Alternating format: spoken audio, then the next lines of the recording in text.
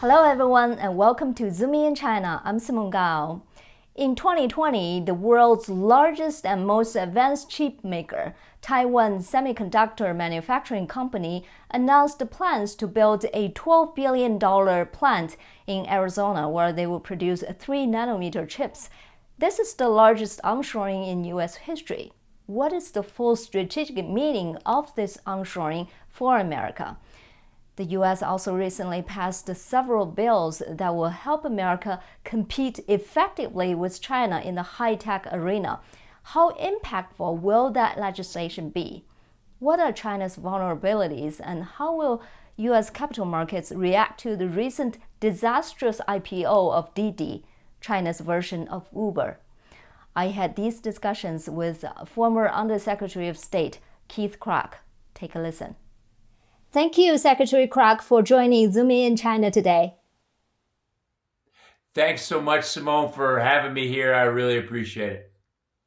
Okay, so you were responsible for securing the crucial semiconductor supply chain and led the largest onshoring in U.S. history with a $12 billion manufacturing facility of TSMC from Taiwan.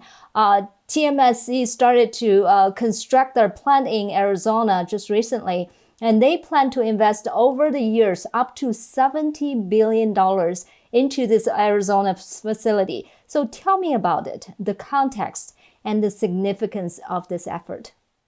Sure, Simone. So, as you know, I just returned from Arizona, where I met with Governor Ducey to thank him for helping the onshoring at TSMC. He was a vital partner on that. And I also spent a good amount of time with TSMC when I was there. And the deal is an absolute game changer for securing the U.S. semiconductor supply chain. When we did the deal with TSMC, we had basically 5 theories that actually all came true.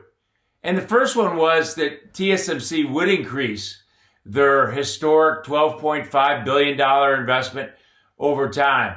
And during my trip, it was great news to hear that that investment will now grow to over $70 billion over the next 6 years. And that is way faster and bigger than we anticipated.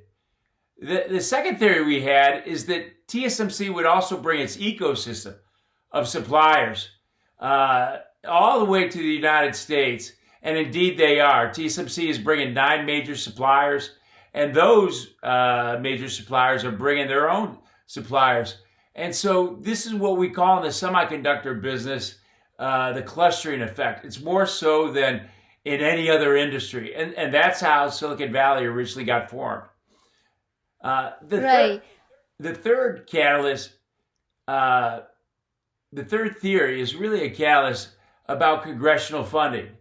And we worked with Senators Warner and Senator Cornyn to discuss and design the $5 billion CHIP Act, which is now incorporated into the $250 billion Innovation and Competitive Act that just got passed in the Senate, and now it's on its way to the House.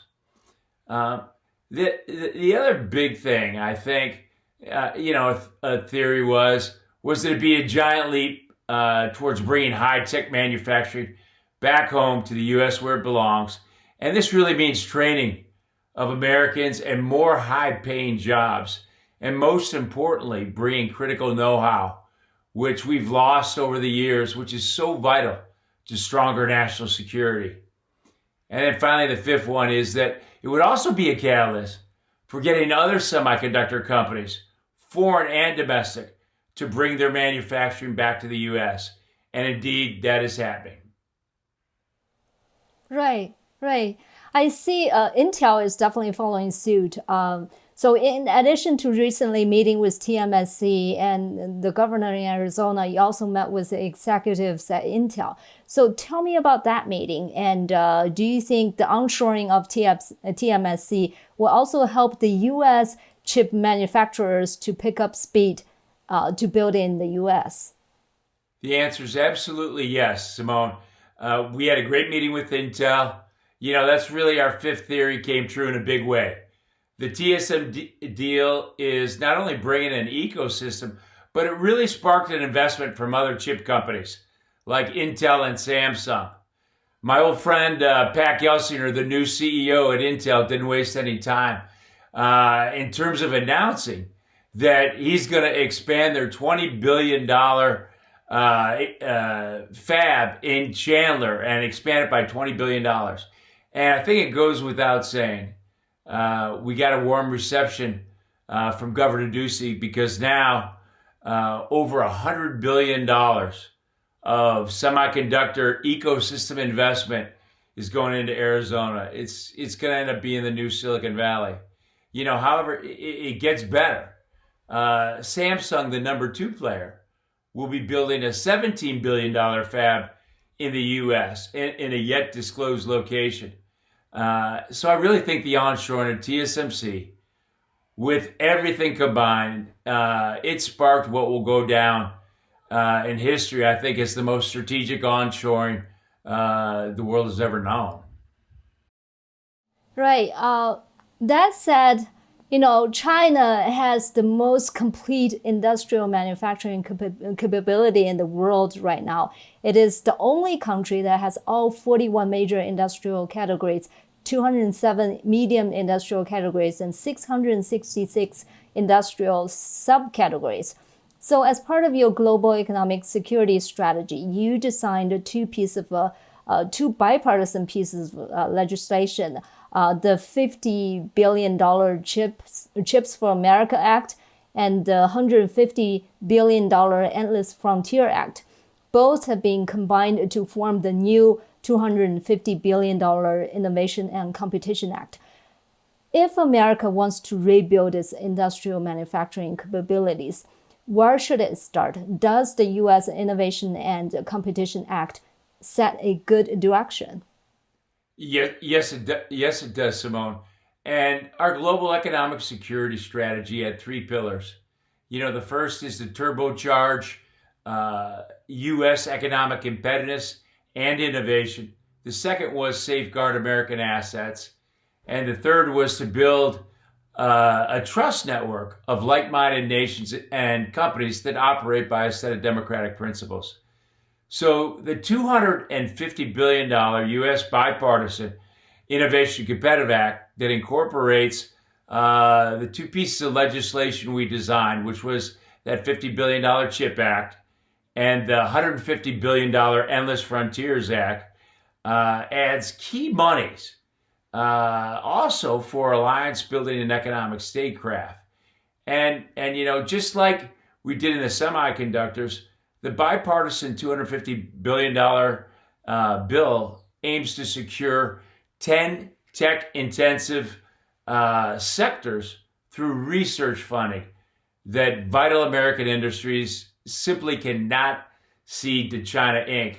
And these include things like advanced communications like 5G, 6G, AI, clean energy, cybersecurity, quantum, robotics and advanced manufacturing, biotechnology, there's a few others. And I think, dictator Xi's biggest fear is the U.S. has another Sputnik moment and commits to the equivalent of a moonshot. Well, this bill is designed to do exactly that by taking away the technological advantage from China Inc. and return to the U.S. So the U.S. ICA, as it's known, will help ensure tomorrow's technology is trusted technology and that it empowers free societies facing perpetual authoritarian threats. Right. So in other words, this rebuilding of U.S. industrial capability will start from the high-tech sector. Is that right? That's absolutely right. That's the one that's the critical battleground. It also is the one that drives productivity that affects all of the classic industries. So it's absolutely critical. And, at the base of that is semiconductor manufacturing. And then all those technologies on top of that help drive productivity. Right.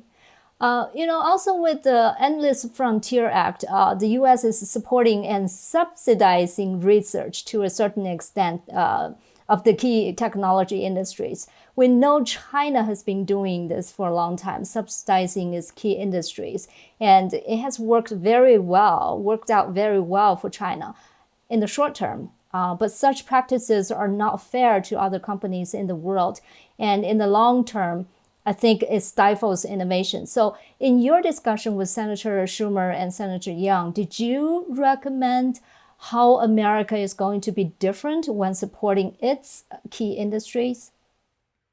Sure. You know, America believes in fair trade. We're free traders. But when somebody comes in the market and doesn't play by the rules, the market is no longer free. And you have to do something about it.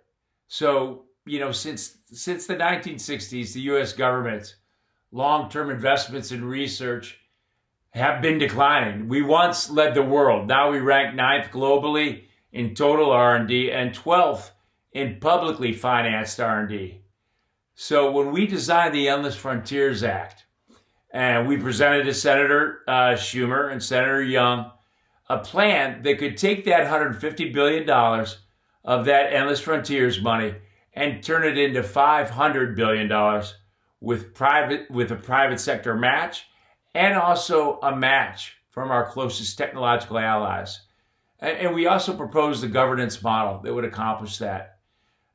You know, from my experience building companies out here in Silicon Valley, I can tell you securing these advanced industries is not cheap. You know, however, when the government targets smart investment in research and development, and we partner with the private sector, we get a tremendous bang for our buck. And just look at the Apollo program. That's the analogy that I give. You know, over $140 billion of investment put a man on the moon. And the program not only led to American leadership in aerospace and microelectronics, but it also resulted in trillions of dollars in annual recurring GDP as a result of that. Okay, that's good to know. Let's talk about Taiwan. Secretary Kroc, you were the highest-ranking U.S. State Department official to visit Taiwan in the past 41 years. You led the signing of the U.S.-Taiwan Lee Economic Prosperity Partnership and the U.S.-Taiwan Science Cooperation Agreement. Now, trade negotiations between Taiwan and the United States under the Trade and Investment Framework Agreement resumed on June 30th after a 4-year pause. So how do you foresee the U.S.-Taiwan trade relations will develop in the near future? Well, Taiwan is a role model of democracy, not just in the region, but around the world. And you know, Simone, when I went to Taiwan, the CCP greeted me with 40 fighters and bombers. And I think that shows their contempt for democracy. And it's reminiscent of the co-option of Hong Kong. The visit was also one of my 6 Taiwan initiatives to strengthen our ties with Taiwan. Obviously, it included the TSMC onshoring, establishing the Lee Economic Prosperity Partnership, and also assisting Taiwan's membership in international organizations, as well as forming the Science and Technology Pact and encouraging more high-level exchanges, which all strategically led up to a trade agreement. So I applaud President Biden for building on those Taiwan initiatives and moving forward with the TIFA, because continuity of policy is really important for our allies. And there's 2 reasons a free trade agreement is so strategic for preserving Taiwan's democracy and also our national security.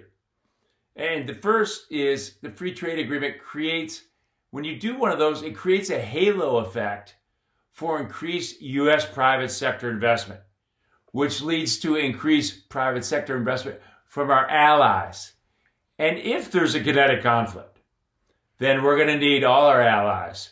And they'll be more apt to join if they have a significant investment in Taiwan. The second reason is political risk. is the other threat to Taiwan's democracy. You know, it was just a couple of years ago, we had a deep concern that a pro-Chinese Communist Party candidate would be elected. And before I went to Taiwan, about a week before, President Tsai made a bold and a domestically unpopular move to remove the biggest hurdle to a U.S.-Taiwan trade agreement by lifting their beef and pork restrictions. And when I was there, I could really see it. And that move cost, I think, a lot of political capital. And a trade agreement would be a big political win for the pro-democracy supporters to make sure the bad guys don't get elected. Right. Do you have any plans to go to Taiwan in the near future? Well, you know, I'd love to take my family there, my 5 children and my wife, because just such wonderful people. I've been doing business over there for so long, but they've never had a chance to go there. And, you know, particularly the family can no longer go to China. As you know, my family was sanctioned by dictator Xi about a minute after my term was complete. And it wasn't because of anything I said.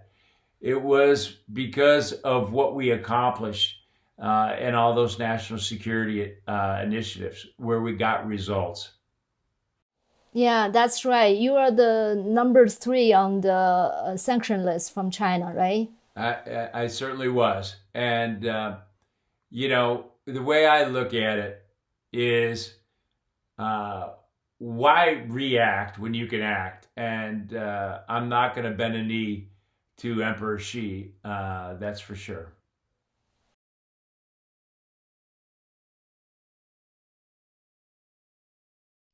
That's it for today. Please like, share, and subscribe to my channel if you like our production. Also, most importantly, please subscribe to my membership website, zoomingin.tv. Members get video audio formats of my show, transcript, and member-only in-depth report. I will also do live Q&A with members on the website. $5 a month, cancel anytime. So please check it out. Thanks for watching. I'm Simon Gao, and I'll see you next time.